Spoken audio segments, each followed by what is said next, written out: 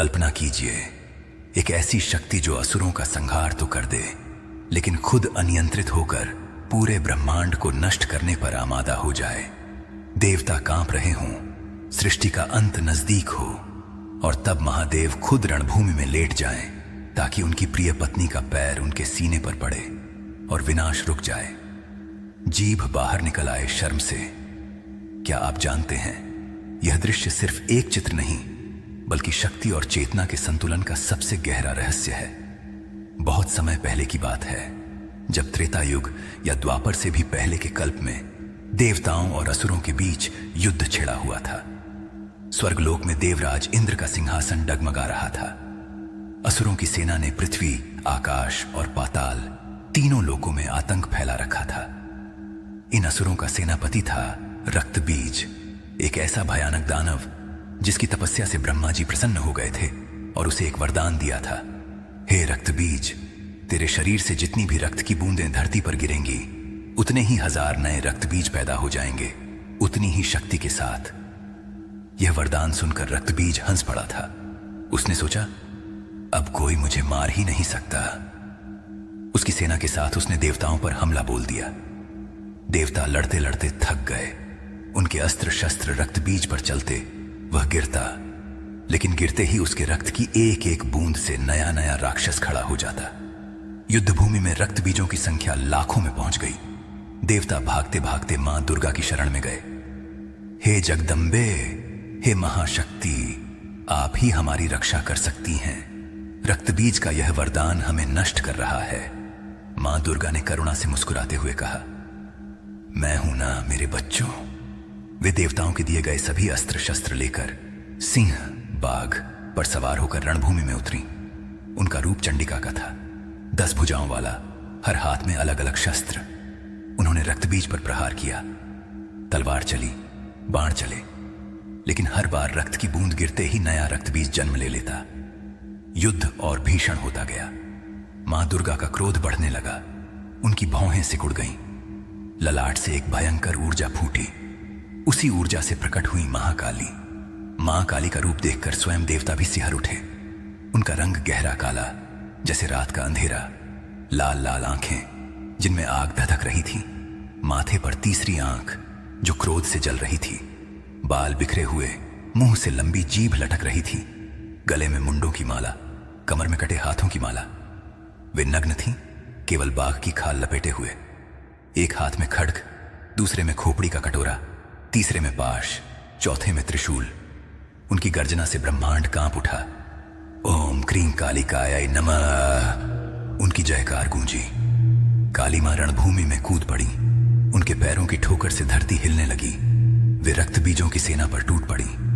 जहां जहां रक्त गिर रहा था, वहां काली मां अपनी लंबी जीभ फैला लेती और रक्त को पी जाती। कोई बूंद धरती तक नहीं पहुंच पाती। राक्षस चीखते, लेकिन काली उन्हें निगल जाती। हाथी, घोड़े, रथ सब उनके मुंह में समा जाते। रक्तबीज ने देखा तो उसका घमंड टूट गया। उसने काली पर हमला किया, लेकिन काली ने उसे पकड़ लिया, ऊपर उठाया और अपनी जीभ से उसका पूरा रक्त पी लिया। रक्तबीज का अंत हो गया। युद्ध भूमि में लाशों का ढेर लग गया। असुरों का संहार पूरा हो चुका था। लेकिन विजय के बाद कुछ हो गया जो किसी ने नहीं सोचा था। रक्त पीने से मां काली का क्रोध और बढ़ गया। वे नशे में चूर हो गईं। उन्होंने नृत्य शुरू कर दिया, तांडव नृत्य। लेकिन यह नृत्य विनाश का था। हर कदम पर धरती फटने लगी। हर ठोकर से पहाड़ हिलने लगे। वे लाशों पर नाच रही थीं, उन्हें कुचल रही थीं और हंस रही थीं। उनकी हंसी से आकाश फटने लगा। सूर्य चंद्र डर से छिप गए। देवता भयभीत हो गए। हे देवी, अब रुकिए, सृष्टि नष्ट हो जाएगी। लेकिन काली सुन ही नहीं रही थी। उनका क्रोध अनियंत्रित हो चुका था। वे पूरी सृष्टि का संहार कर देने वाली थीं। देवता इंद्र, ब्रह्मा, विष्णु सब मिलकर भगवान शिव के पास पहुंचे।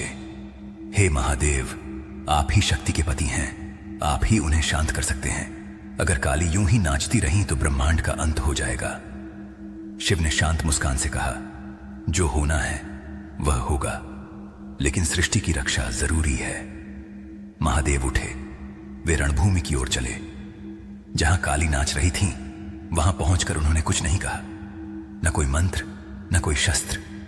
वे चुपचाप धरती पर लेट गए, ठीक काली के रास्ते में। उनकी आंखें बंद, शरीर शांत, जैसे समाधि में हों। काली मां नाचते नाचते आगे बढ़ी। उनका पैर उठा और सीधे महादेव की छाती पर पड़ गया। क्षण भर को समय रुक गया। जैसे ही मां काली का पैर शिव के सीने पर पड़ा, उन्हें स्पर्श हुआ। वह स्पर्श जो केवल उनके आराध्य, उनके पति, उनके प्राण प्रिय शिव का ही हो सकता था। वह गर्माहट, वह परिचित ऊर्जा। अचानक उनकी आंखें खुली, क्रोध की लहर थम गई। उन्होंने नीचे देखा। उनके पैरों तले पड़े थे महादेव, शांत, प्रेमपूर्ण। हे नाथ, मैंने क्या कर दिया? पश्चाताप की लहर उठी। शर्म से उनका मुंह लाल हो गया। उन्होंने तुरंत पैर हटाया, लेकिन क्रोध इतना प्रचंड था कि शांत होने में देर लगी। उनके मुंह से लंबी जीभ बाहर निकल आई, लज्जा का प्रतीक। वे ठिठक गईं। नृत्य रुक गया। विनाशकारी ऊर्जा शांत हो गई। उनका रूप धीरे धीरे सौम्य होने लगा। देवता राहत की सांस लेते हुए देख रहे थे। सृष्टि बच गई थी। मां काली ने शिव को उठाया, उनके चरणों में सिर रखा और रो पड़ी। मुझे क्षमा कर दो प्रभु, मेरी शक्ति अनियंत्रित हो गई थी। शिव ने मुस्कुराते हुए उन्हें उठाया और गले लगा लिया।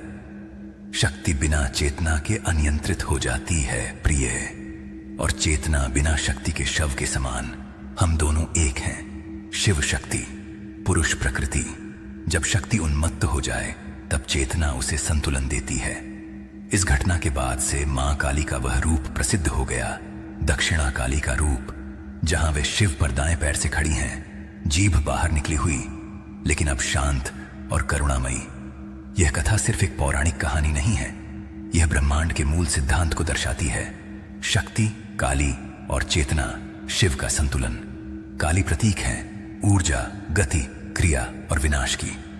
शिव प्रतीक हैं शांति, स्थिरता और शुद्ध चेतना के। जब शक्ति अकेली हो जाए तो वह विनाशकारी बन सकती है, लेकिन शिव की उपस्थिति उसे संतुलित कर देती है। आज भी हम अपनी जिंदगी में देखते हैं, क्रोध, महत्वाकांक्षा, कामना जब अनियंत्रित हो जाए तब शांत चेतना, ध्यान, विवेक ही उसे रोकेगी।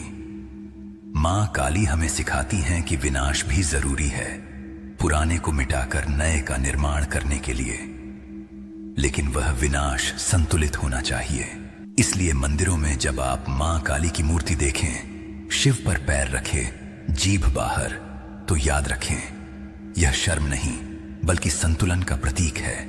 यह प्रेम है जो क्रोध को भी शांत कर देता है। इस कथा से हमें सीख मिलती है कि बुराई कितनी भी शक्तिशाली क्यों न हो, सत्य और धर्म की रक्षा के लिए दिव्य शक्ति सदैव प्रकट होती है। मां कालरात्रि हमें सिखाती हैं कि डर को सामना करने का साहस रखो, अंधकार में भी प्रकाश की तलाश करो। भक्ति से काल भी रक्षा करता है। नवरात्रि के 7वें दिन मां कालरात्रि की पूजा विशेष फलदायी होती है। उनके मंत्र ओम कालरात्र्य नमः का जाप करने से भय, शत्रु और नकारात्मक ऊर्जा दूर होती है। जो भक्त निष्ठा से उनकी कथा सुनता या पढ़ता है, उसे मां की कृपा से साहस, स्वास्थ्य और विजय प्राप्त होती है। अगर आपको यह दिव्य कथा पसंद आई हो तो वीडियो को लाइक जरूर करें, और ऐसी ही अद्भुत व पवित्र कथाओं के लिए हमारे चैनल किटू वेब टीवी को सब्सक्राइब करना ना भूलें। साथ ही बेल आइकन दबाएं ताकि मां की हर नई कथा आप तक सबसे पहले पहुंचे। जय मां काली, जय भोलेनाथ।